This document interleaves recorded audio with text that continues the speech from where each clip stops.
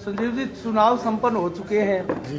क्या कहेंगे? बड़ी जबरदस्त फाइट कस्बा क्षेत्र में चर्चा का विषय बनी है।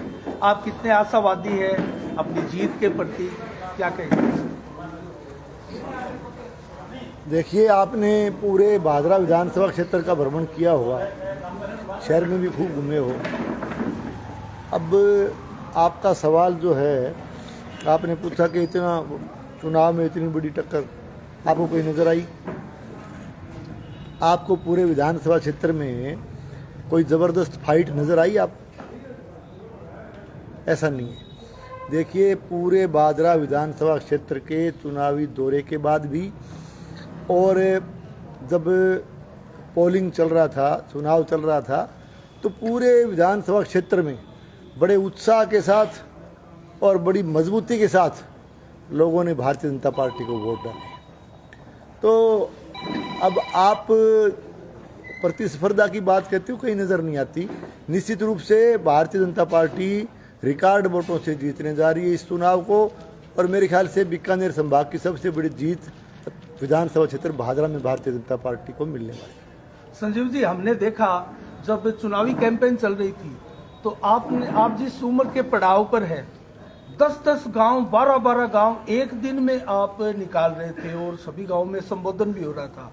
बलवान पुनिया आपसे उम्र में काफी छोटे हैं, युवा हम उनको मान सकते हैं, वो भी कमोबस इतने ही गांव निकाल रहे थे। कितना आप चुनौतीपूर्ण इसको मानते हैं और ये ऊर्जा, एनर्जी कहाँ से आई? देखिए, ये ऊर्जा जनता देती है। जो हम लोग जिस तरह से चुनावी कैंपेन को, जिस तरह से चुनावी प्रचार को पूरे दिन और रात तक भी चलाते हैं, आपने देखा है। तो ये जो ऊर्जा है, निश्चित रूप से जनता का भारी जन समर्थन, जनता का भारी आशीर्वाद जितना जितना मिलता गया, उतनी ऊर्जा एक तरह से पैदा होती गई। ऊर्जा जनता देती है। आज बलवान पुनिया ने अपनी एक फेसबुक पर पोस्ट डाली है, 10,000 से जीत रहे हैं हम, और संभवतः आपके कार्यालय से भी 31,000 प्लस से जीत मानकर चला जा रहा है। इस पर क्या कहेंगे आप? ये तो अब कामरेड साहब की आप बात कर रहे हो, तो उनका तो हमेशा आप देखते हो किस तरह से वो बोलते हैं, किस तरह का वो, अब वो एक तरह से सपने देख रहे हैं। सपनों का महल है, मुंगेरी लाल के हसीन सपने, सुना आपने? ये चीज़ है। अब देखिए, लगभग आप भी पत्रकार हो, आप पूरे क्षेत्र में घूमते हो, आप पोलिंग बूथों पे भी गए हो। मैं ये नहीं कहता कि आप कोई किसी की जीत या हार को डिक्लेयर करो या किसी की हार और जीत पर टिप्पणी करो, ये आपका काम भी नहीं है।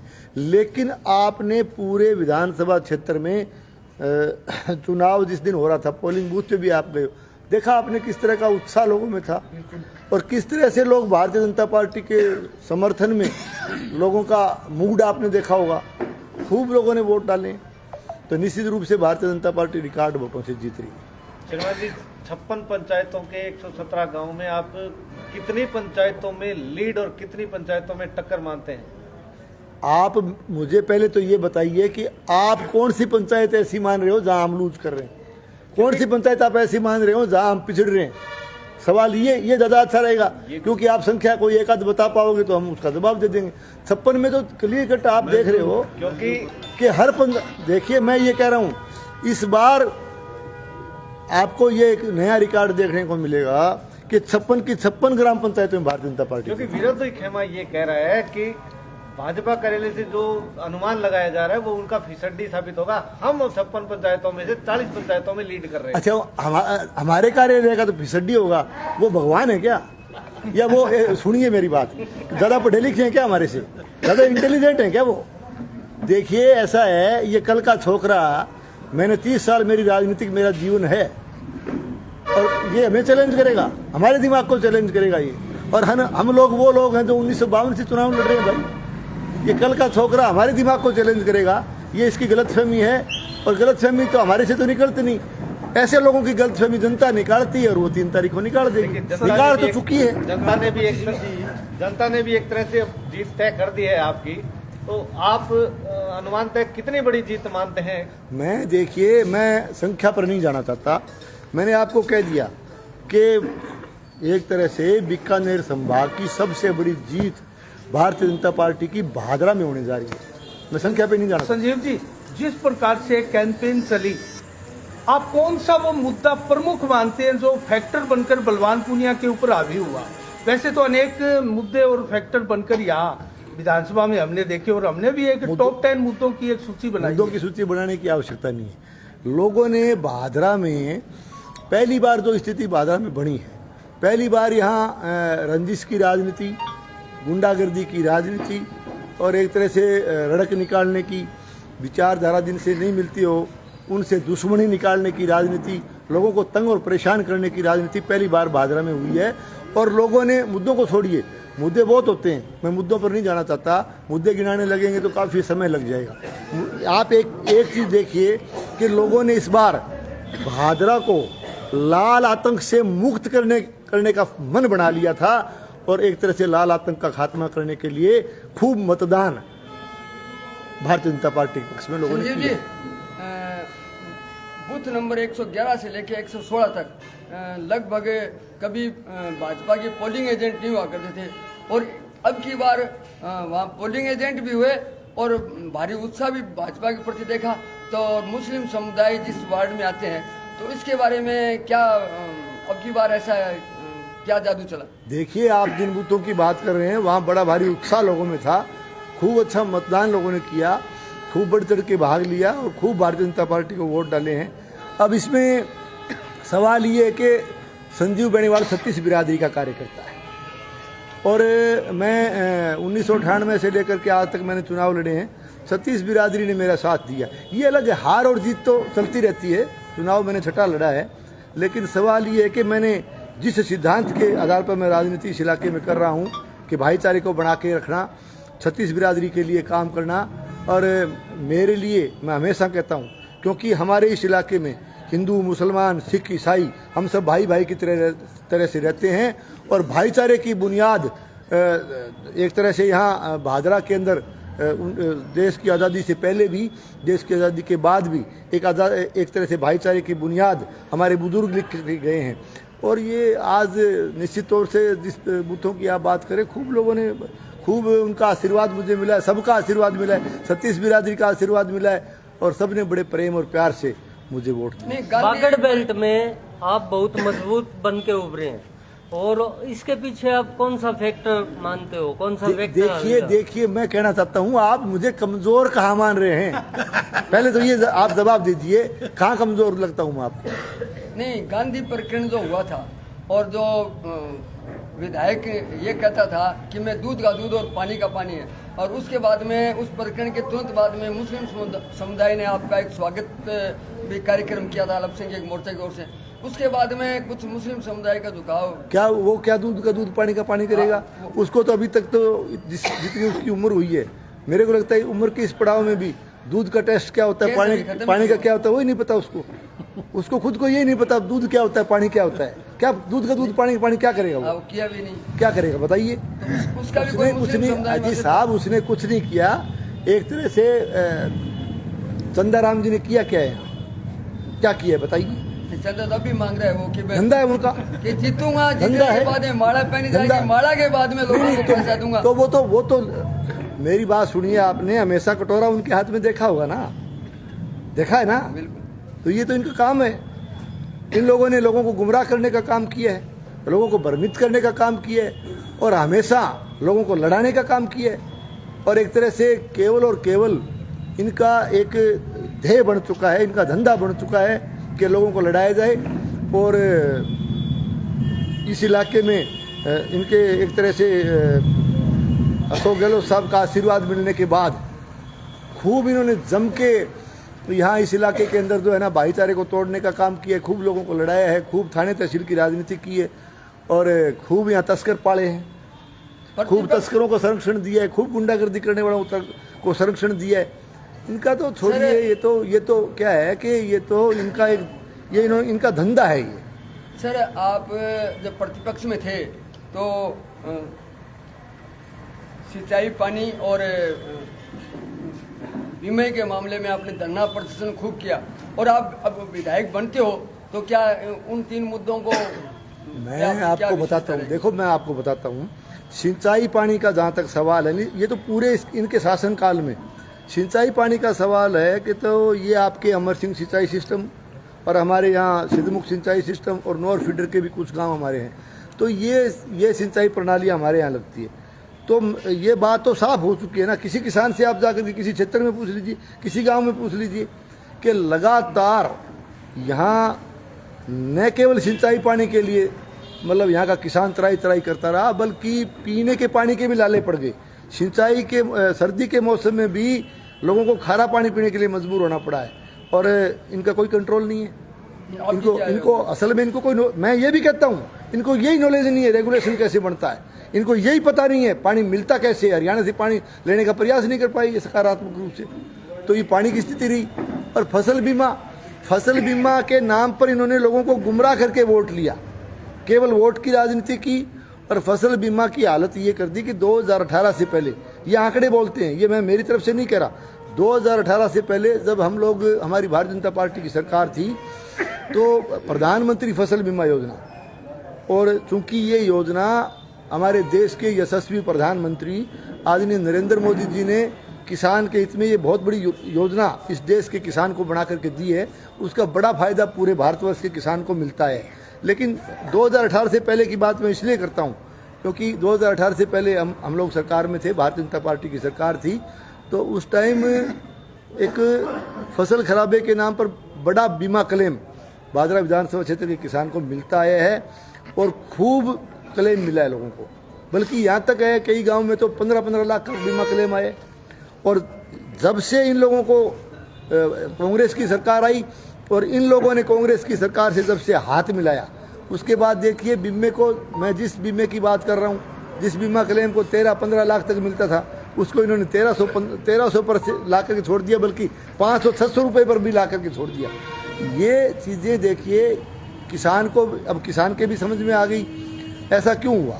ऐसा इसलिए हुआ कि यहाँ के चुने हुए लाल झंडे वाले जनप्रतिनिधि ने, यहाँ के कृषि के अधिकारियों ने और राजस्थान सरकार में बैठे हुए भी बड़े बड़े लोगों ने, इन लोगों ने बीमा कंपनी के साथ मिलीभगत कर ली, बीमा कंपनी के साथ साठगांठ कर ली और जो क्लेम क्रॉप कटिंग के आधार पर मिलना चाहिए था उसको सैटेलाइट के आधार पर जारी करवाया गया, केवल इसलिए क्योंकि इन्होंने इनकी मिलीभगत हो गई बीमा कंपनी के साथ, बीमा कंपनी की तिजोरी भरने के लिए, अपने घर भरने के लिए।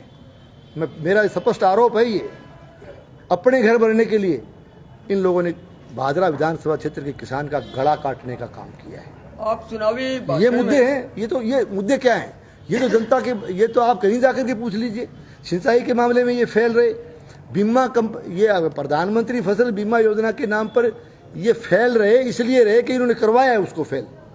और बाकी आप कानून व्यवस्था को ले लीजिए, आप किस क्षेत्र की बात करेंगे, जिस भी क्षेत्र में आप जाएंगे, जिस भी मुद्दे को आप उठाएंगे, ये सब जगह फैल रहे हैं। आप चुनावी मुद्दा था आपका कि भादरा कस्बे में सीवरेज का है, अन्य कई समस्या थी, तो आप विधायक बनने के बाद में कस्बे में सबसे प्रथम प्राथमिकता क्या होगी आपकी? देखिए, भादरा कस्बे की हालत तो इन्होंने खराब खूब की है। सीवरेज को इन्होंने ध्वस्त करके रख दिया और इस सीवरेज सिस्टम के अंदर बहुत बड़ा भ्रष्टाचार और घोटाला हुआ है। आज पूरे भादरा शहर के लोग कितनी बड़ी परेशानी झेल रहे हैं इस सिस्टम को लेकर के, आपने देखा, आप भी शहर के वासी हो।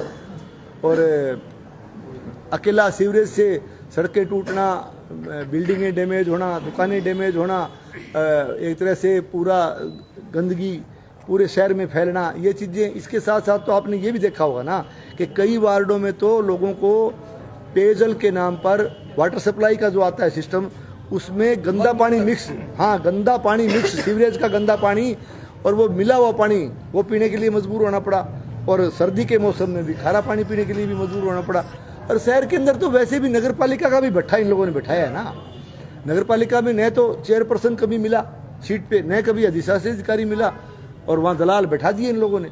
आपकी क्या प्राथमिकता होगी? देखिए, प्राथमिकता का जहाँ तक सवाल है, हम लोग एक अच्छा सुशासन देने का प्रयास करेंगे और भादरा ने कस्बे की आप बात कर रहे हो, चाहे भादरा कस्बा हो, चाहे भादरा ग्रामीण का हमारा इलाका हो, सबसे पहले तो जो इन्होंने गड़बड़ की है, जहाँ जहाँ जैसे देख लीजिए आप, इस सीवरेज के अंदर भी भ्रष्टाचार हुआ है, खूब करप्शन हुआ है इसमें, आपके नगर पालिका के कार्यालय में भी।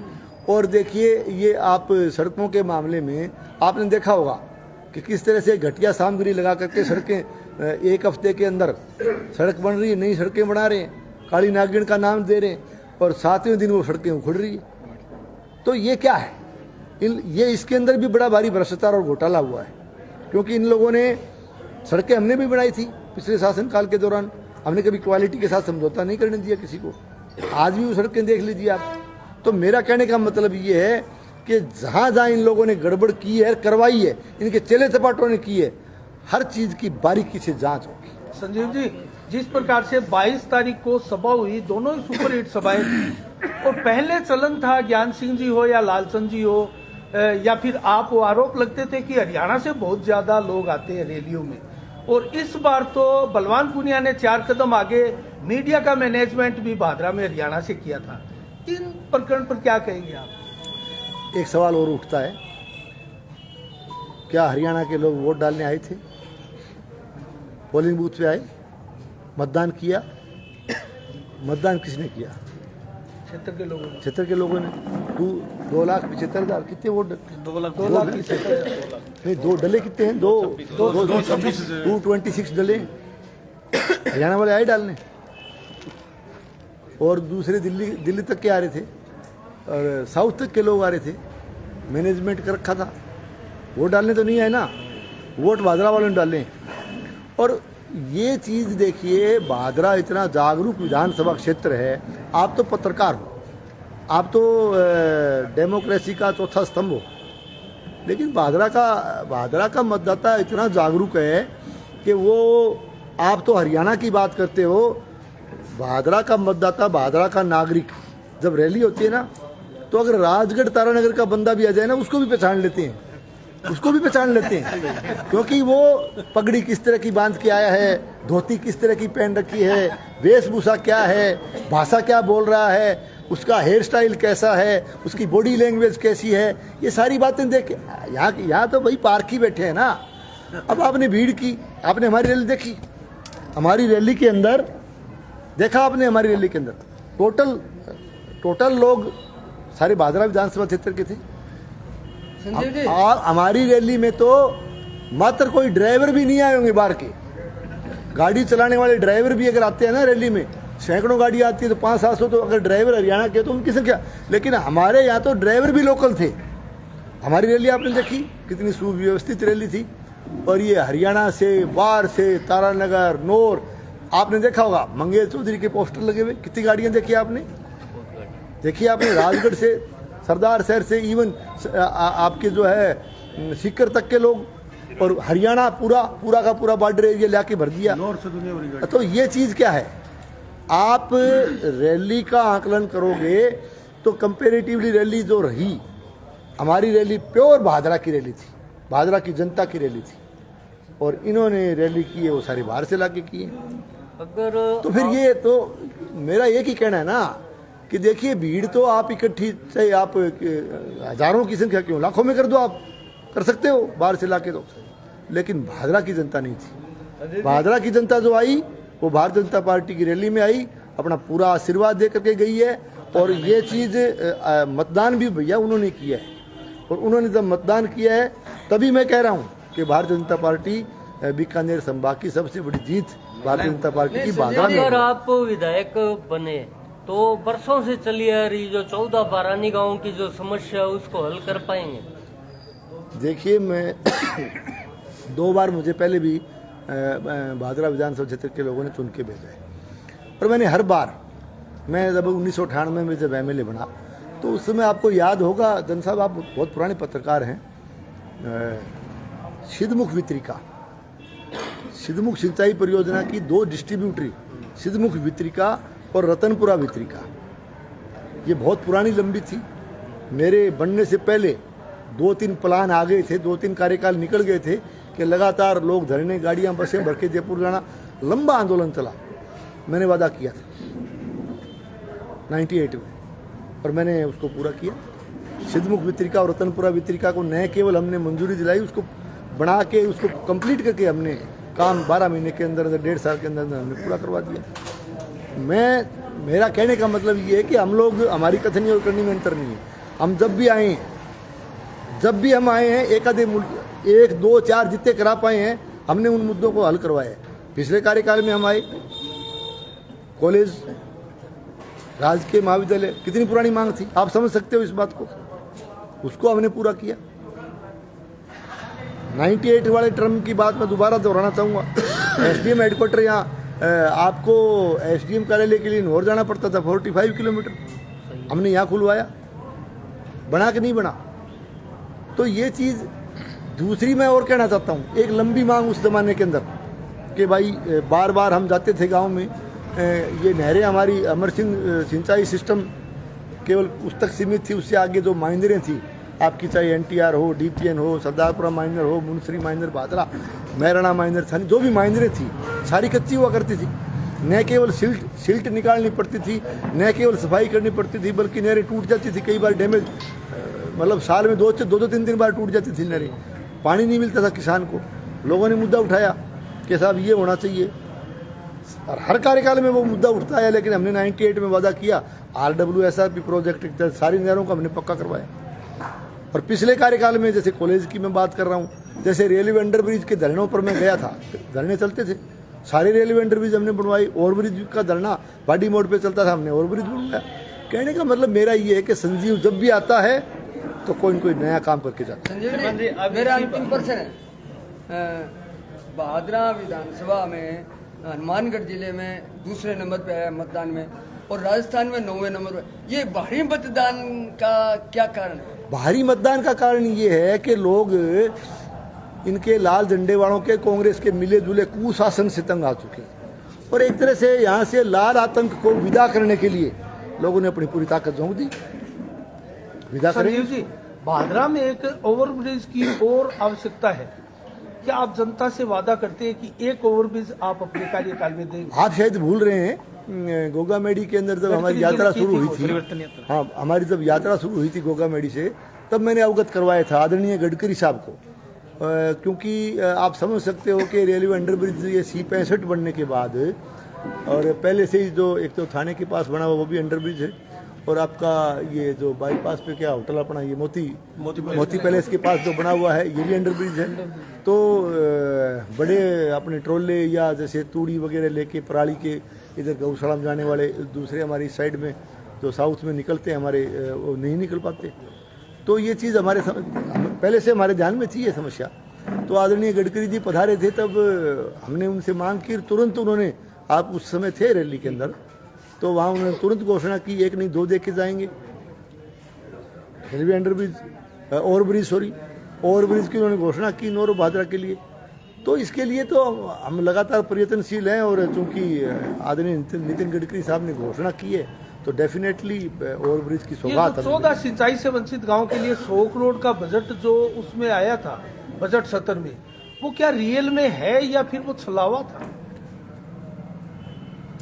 ये चीज़ आप जो सवाल पूछ रहे हो ना, इसका जवाब 14 गांव की जब बूथ वाइज गिनती हो तब आप वहाँ होंगे हनुमानगढ़ में, उन बूथों की संख्या लिख लीजिए, जो बूथ के उनके भाग संख्या वो नोट कर लीजिए, लिस्ट बना लीजिए, और एक भी बूथ में जीत के आ जाए तो आप मान लेना कि 100 करोड़ वाली बात में लोगों ने विश्वास किया है। और यदि बूथ में कहीं बूथ का रिजल्ट अगर नेगेटिव आएगा तो क्या आप ये मान पाओगे कि 100 करोड़ की घोषणा को लोगों ने माना है? ये तो जनता देगी ना जवाब इसका।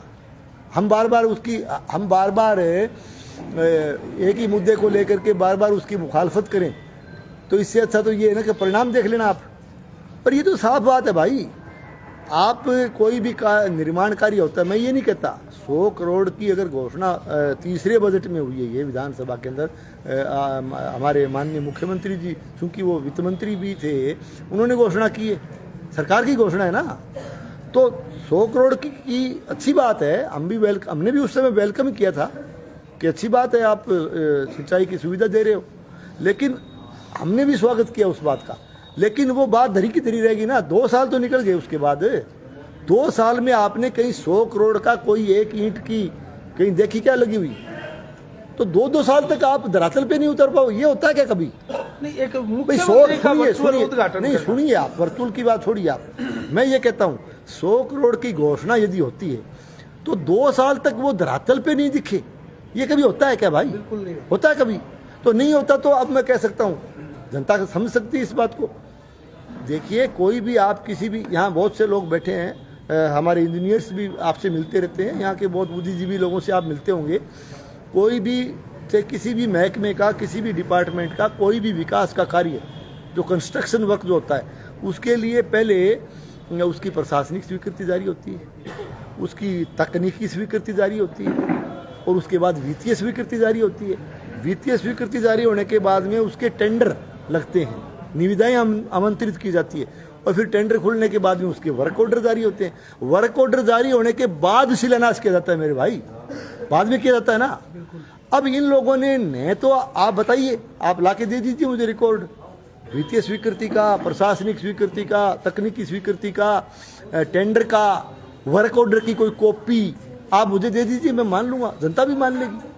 आप वर्चुअल आप करा रहे हो, और वर्चुअल भी आप, उसमें भी आपने चूक कर दी। आप जो है ना, लोगों को भ्रमित करने में भी चूक गए आप। अरे वर्चुअल आप करवा रहे हो, वो भी चुनाव की आचार संहिता लगने से 3 दिन, मात्र 3 या 4 दिन पहले, 2 दिन पहले, वो भी वर्चुअल करा रहे हो। कहाँ जरूरत पड़ी वर्चुअल की? आप मुख्यमंत्री जी को मलखेड़ा लेके आए थे भाई, कितने दिन पहले आए? कितने महीने कितना समय हुआ होगा? 2 महीने, 2 महीने आप मलखेड़ा लेके आए। अच्छा होता आप मलखेड़ा चाय पिला के मुख्यमंत्री जी को आप मुंदरिया बड़ा या किसी भी गांव में ले जाकर के शिलान्यास करवा देते। और मुख्यमंत्री जी जब जनता से रूबरू होते तो वो एक एक चीज की जानकारी भी देते कि हमने साहब ये किया है, ये हमारा ये हम शिलान्यास कर रहे हैं, हमने उस दिन स्वीकृति जारी की है, इतने किलोमीटर नहर बनेगी, ये आपकी अलाइनमेंट रहेगी, इन लोगों को, इन गाँव को हम सिंचित करेंगे। अच्छा होता यदि ये किया जाता तो, लेकिन करना नहीं था इनको, जुमला था, करना ही नहीं था ना। बलवान और वर्चुअल की कहाँ नौबत आ गई बताइए आप? वर्चुअल करा रहे हो आप वर्चुअल को। अलबत्ता तो मेरे ख्याल से यहाँ कितने लोग बैठे हैं वर्चुअल को नहीं समझ पाते हैं क्या होता है वर्चुअल? कोई समझ पाता है? इनको पूछिए आप, ये बता पाएंगे क्या वर्चुअल क्या होता है? ये इनसे पूछिए, आप पीछे बैठे हैं उनसे पूछिए, किसान समझ सकता है क्या वर्चुअल क्या होता है? तो आप संदेश देने का प्रयास कर रहे हो, वो संदेश जनता तक यूं नहीं जाता मेरे भाई। आप काम कीजिए, आप काम करोगे तो पहुंचा पाओगे।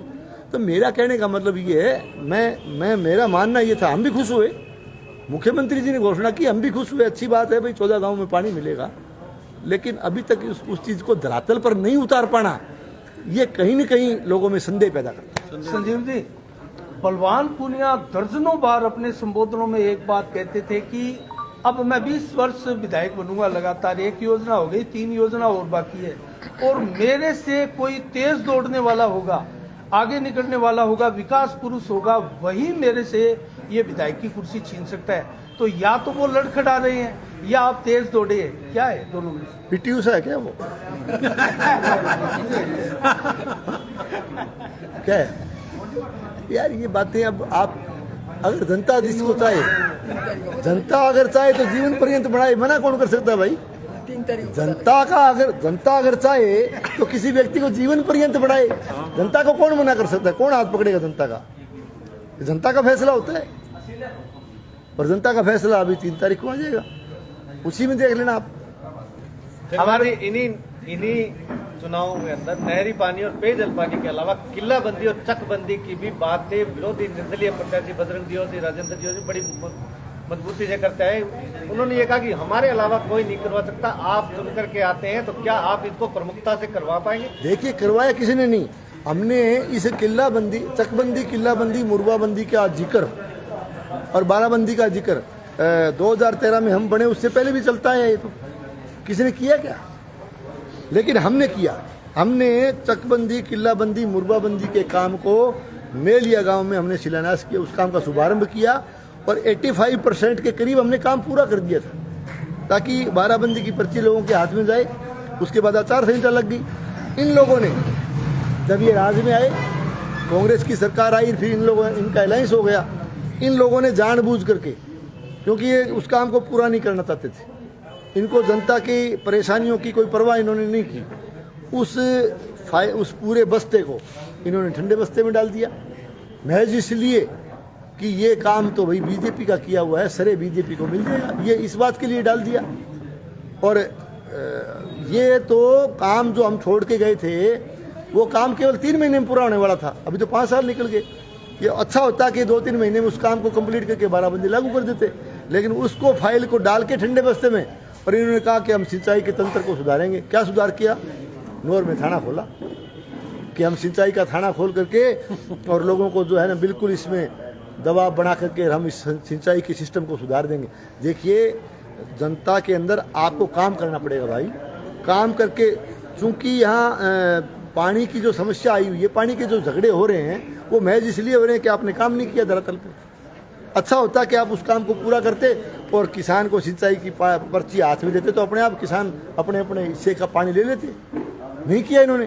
थाना खोलने से आप पानी की समस्या का समाधान करा पाओगे? कभी नहीं करा पाओगे आप। तो ऐसे में आपने मुफ्त में, बल्कि आपने तो एक इसके अंदर जो है लोकतंत्र को लठतंत्र बना दिया। आपने तो बल्कि झूठे मुकदमे टारगेट कर करके, ठीक है, चोरी कोई करेगा तो मुकदमा होगा, उसके हम उस पर हम टिप्पणी नहीं करना चाहते, लेकिन आपने तो उसकी आड़ लेकर के रंजिशवश किसानों पर झूठे मुकदमे दर्ज कराने तक का काम किया आपने। ये स्थिति है आपकी। इस बार संजीव बेनीवाल के भाषणों में वेरिएशन दिखा और कुछ आक्रामकता दिखी और वर्तमान परिस्थितियों के अनुकूल अपने भाषण को डाला और पूरा लाव लश्कर लेकर भी चले, उत्साह भी ज्यादा था। क्या इसका रीजन रहा संजीव जी कि आपने कुछ तब्दीली भी की? पहले क्या इस प्रकार से आपने महसूस किया जो इस बार आप जो करके आ गए? भाषण जनता की मांग के अनुरूप दिया जाए तो अच्छा रहता है। भाषण अगर जनता की मांग के अनुरूप दिया जाए तो अच्छा, क्योंकि हम जनता के नुमाइंदे हैं भाई। जनता का जैसा मन है। अब जनता मुझे कहेगी, अगर मैं कोई कविता जानता हूँ, जनता कहेगी भाई साहब सुना दो तो सुना दूंगा। आप एक वो शेर सुनाते थे ना, वो सुनाना। अब वो शेर वेर तो यार ये तो चीजें, ये क्या होता है, ये चीजें देखिए, क्योंकि चुनाव प्रचार के दौरान इतनी व्यस्तता बढ़ जाती है तो कहीं न कहीं मन हल्का करने के लिए भी सुना देते हैं। श्रीमान जी, मुख्य विरोधी बलवान पूनिया आपका एक गरिमामय पद पर रहे हैं और आप भी एक गरिमामय पद को रखते हैं, लेकिन इन चुनावों में देखा गया उन्होंने बहुत ही ज्यादा अपशब्द और अशोभनीय वाणी का इस्तेमाल किया, आप पर व्यक्तिगत और आपके सहयोगियों पर व्यक्तिगत टिप्पणी की। तो क्या आप 3 तारीख के बाद में ऐसी कोई अनुशासनात्मक कार्रवाई करना चाहेंगे? देखिए, ऐसा है कि मैं परवाह नहीं करता, बलवान पूनिया की मैं हवा भर भी परवाह नहीं करता। और बलवान पूनिया को ठीक है, वो हम सम्मान करते हैं, वो गरिमा में पद पे हैं, माननीय विधायक अभी तक रहे हैं, वो मैं सम्मान करता हूँ। लेकिन जिस तरीके से वो बोलते हैं, या जैसे कोई वो यूँ सोचते हैं कि मैं गब्बर सिंह हूँ, तो संजीव कुमार गब्बर सिंह से कभी नहीं डरता, हम परवाह नहीं करते। और अरे यार क्या बात करते हो, बलवान पूनिया देखिए, हम पॉलिटिकल पर्सन हैं, हम सार्वजनिक जीवन में हैं, इसलिए मैं कभी भी सार्वजनिक जीवन में एक गरिमा में पद पे लोगों ने मुझे भी पहुंचाया है, और इस पद पे रहते हुए या इस सार्वजनिक जीवन में एक तरह से मर्यादा में रह करके हमें बोलना चाहिए, ये हमारी ड्यूटी बनती है।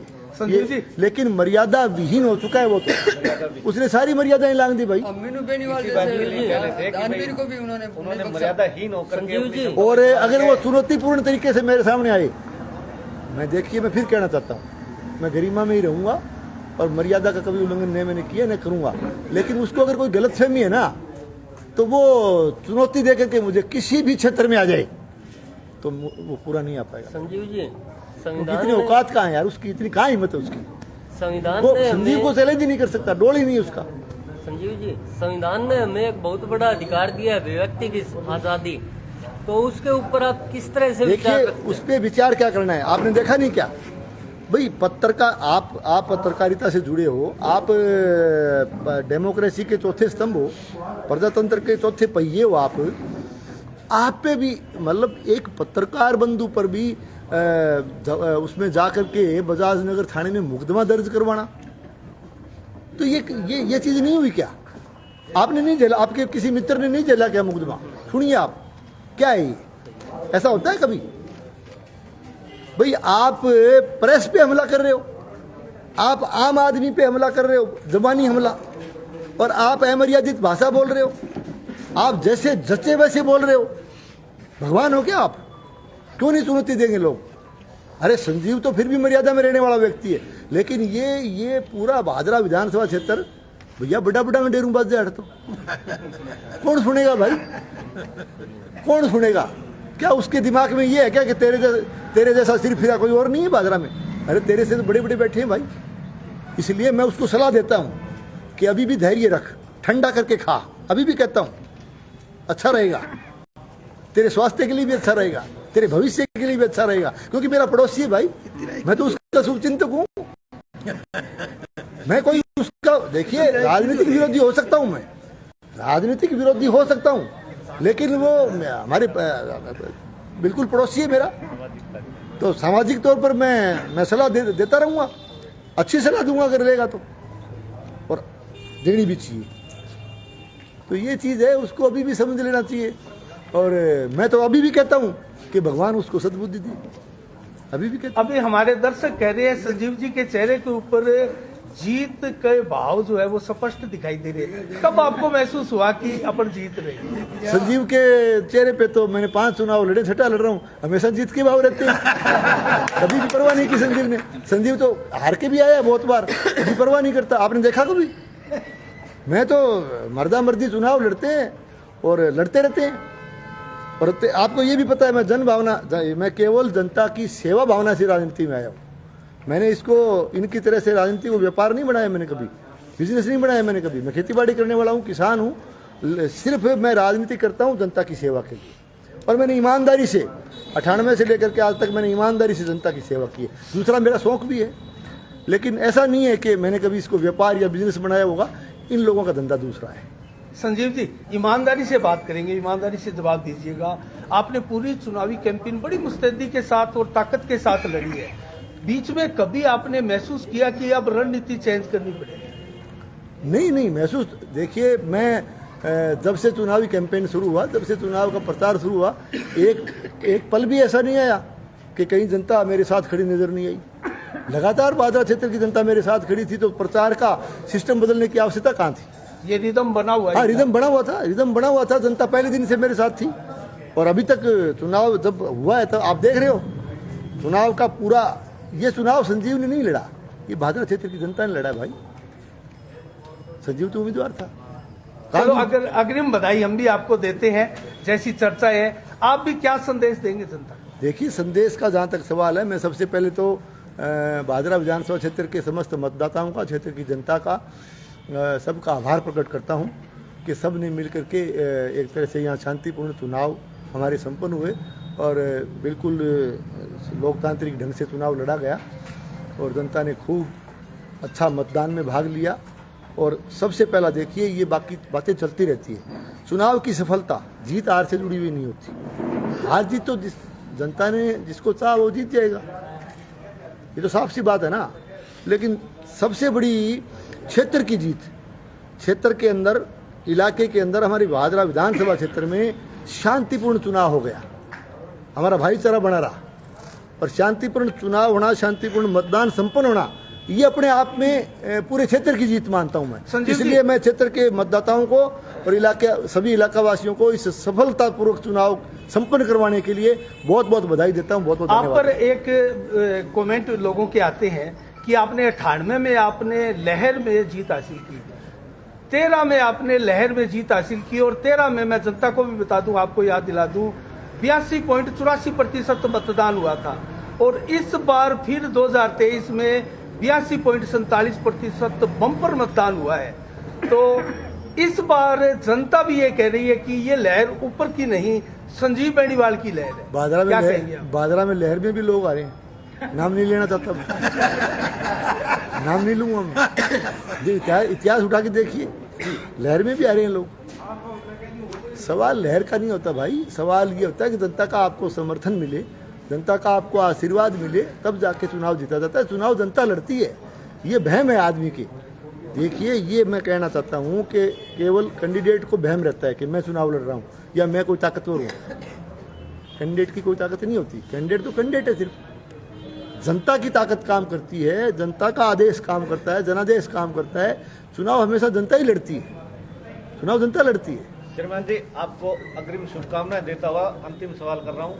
जनता ने आपको विकास के विश्वास के साथ में बड़ा जनमत दिया है। आपकी प्रथम ध्येय, प्रथम विकास कार्य कहाँ से शुरू कर रहे हैं आप कार्यकाल? जनता ने जिस आशा और विश्वास के साथ मेरे पक्ष में मतदान किया है या मुझे जो आशीर्वाद दिया है, मैं जनता के दिए गए भरोसे पर, जनता के दिए गए विश्वास पर खरा उतरने की पूरी कोशिश करूँगा। और जनता ने जो उम्मीदें और जो अपेक्षाएं मेरे से की है, चाहे वो विकास के क्षेत्र में हो, चाहे वो इस इलाके की सुख समृद्धि कैसे रहे, यहाँ कानून व्यवस्था बढ़िया बने, किस तरह का सुशासन लोग चाहते हैं, मैं उनके एक तरह से जो उन्होंने विश्वास मेरे प्रति प्रकट किया है, उनके विश्वास पर खरा उतरने की पूरी कोशिश करूँगा। और इस भादरा विधानसभा क्षेत्र के विकास में और भादरा विधानसभा क्षेत्र की व्यवस्था बढ़ाने में और यहाँ का भाईचारा बढ़ाने में और यहाँ अच्छा सुशासन देने में किसी तरह की कोई और कसर बाकी नहीं छोड़ूंगा। बहुत बहुत बहुत बहुत धन्यवाद, शुभकामनाएं।